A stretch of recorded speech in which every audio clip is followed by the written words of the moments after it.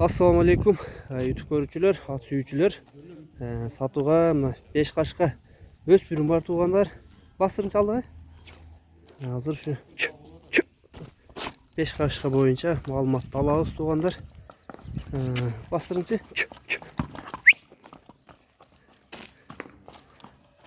Асанке 5 кашка маалыматын бериң, андан кийин дагы көрсөтөлү тайды. Тай күскө барып 2 жаш болот, 1 жаштан өттү тай. 1 жаштан өткөнбү? 1 жаштан өткөн. Аныкпы? Күскө барып 2 жаш болчу? Биз да алганбыз, ошентип айткан эгези. Тай күскө барып 2 жаш болот, 1 жаштан өттү. 2 жаш болгону анык. Күскө 2 жаш болушу анык, Анык. Ден соолугу кандай? Ден соолугу боюнча айтыңчы. Ден соолугу жарайда, куту колу таза. Шиштер жок, Шишкер жок. Эшер. Тайдын омурулорун. Бастырынчы ушака бир базыгын көрүп коеюн. Жанагы күскө 2 жаш болот дейт туугандар. Өспүрүмдүн моюн башынын узундуктары, омурозун алды артын көрсөңөр болот.